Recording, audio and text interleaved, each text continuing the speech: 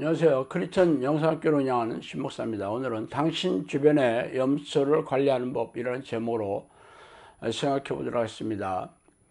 염소는 뿔로 들이받는 성질이 있죠. 주인도 만만하면 뒤에서 냅다 들이받는다고 합니다. 군에서 제대해서 잠시 아버지 밑에서 염소를 돌보던 저의 지인은 염소가 슬금슬금 따라와서 뒤에서 들이받기에 양뿔을 잡고 넘어뜨렸더니 그제서야 비로소 그가 나타나면 슬그머니 뒤로 피하더라고 말해 주었어요. 저에게 코칭을 받는 분들 중에는 이 염소를 제대로 상대하지 못해 상처를 받고 화를 사귀지 못하며 이로 인해 기도에 집중하지 못하는 삼중고를 받고 있기에 오늘은 어떻게 하면 염소로부터 피해를 입지 않고 살아갈 수 있는지를 생각해 보고 싶습니다. 염소란 악한 영이 지배하는 사람을 말하죠. 성령께서는 좀비라는 명칭을 쓰시기도 합니다. 좀비들은 악한 영의 사주를 받아 사람들을 공격하여 불행에 빠뜨리고 고통을 주어 영혼과 생명을 사냥하는 도구로 사용하는 사람들이죠. 물론 이들은 자신의 악한 영의 꼭두각시로 쓰이고 있는지에 꿈에도 생각하지 못할 것입니다. 악한 영들은 사람의 머리를 타고 앉아 자신의 생각을 넣어줘 조종하고 있어요. 악한 영들이 공격하는 목적은 죄를 짓게 하여 지옥에 던져지게 하는 것이지만 그 공격 형태는 엄청나게 다양하고 교모합니다. 특히 사람마다 가장 취약한 아킬레스건을 집요하게 공격하는 것으로 정평이 나 있어요. 제가 염소라는 이름을 붙이는 좀비는 반항하고 대드는 사람을 말합니다. 사사건건 시비를 걸고 화를 내게 하여 마음의 평화를 순식간에 빼앗아갔죠. 이런 사람이 주변에 있으면 평안한 삶은 꿈도 꿀 수 없습니다.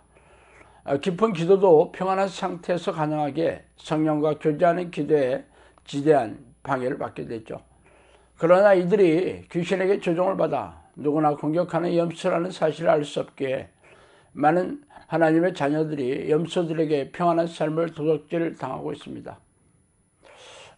먼저 염소가 누군지 알아야겠죠.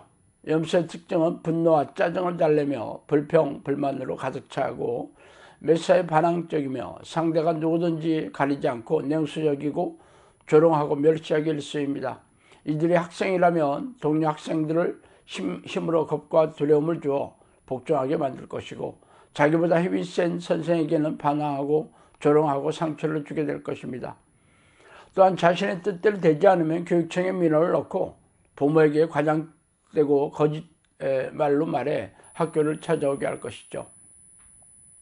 이들이 직장 동료라면 사사건건 트집을 잡고 신경을 곤두서게 할 것이며 직장 상사라면 매일처럼 청심함을 먹고 출근해야 할 것입니다.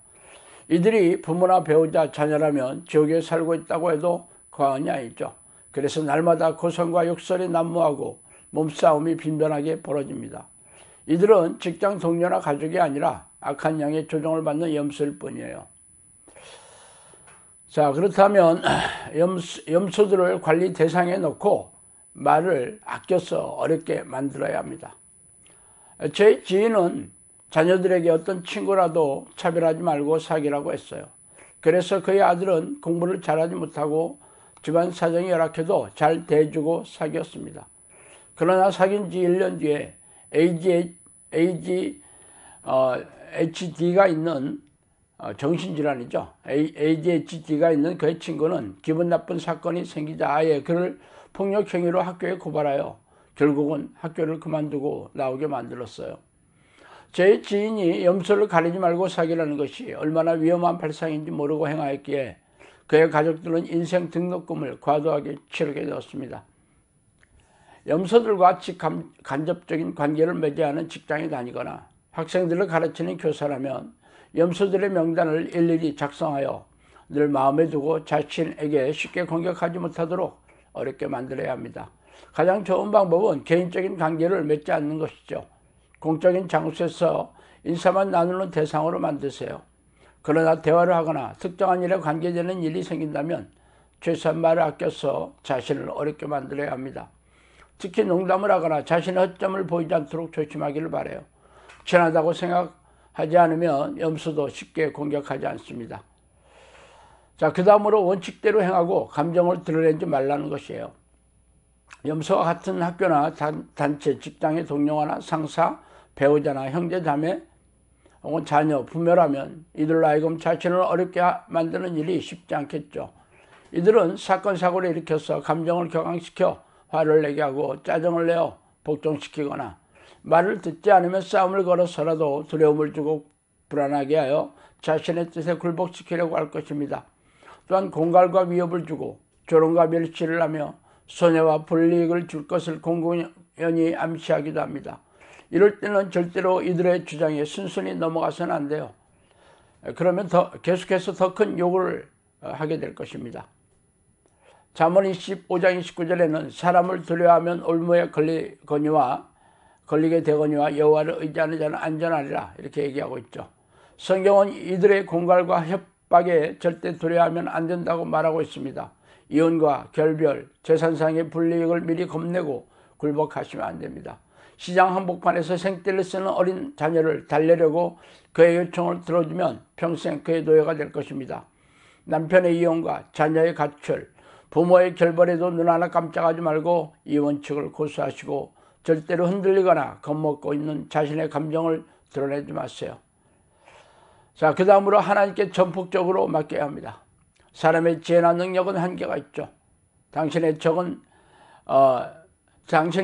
적은 사람이 아니라 악한 영이라는 것을 잊지 마세요. 그들은 사람의 생각을 읽어내어 공격하기에 당신의 능력과 힘으로 그들을 이길 수가 없어요. 그들과 싸워 승리할 수 있는 분은 오직 하나님밖에 없죠. 그러므로 당신이 해야 할 일은 오직 성령이 당신의 오른팔이 되어 대신 싸워주도록 기도의 습관을 들이는 것입니다. 날마다 전심으로 하나님을 찾고 깊고 친밀한 관계를 맺어 성령과 동행하는 사람이 된다면 어떤 염소들도 당신을 해코지하지 못하게 될 것입니다. 아니, 염소들이 당신 앞에 굴복하고 귀신들이 도망칠 것이며 염소들의 영혼을 구하는 놀라운 도구로 사용되는 즐거운 체험도 하게 될 것입니다. 자, 오늘은 여기까지 하겠습니다. 감사합니다.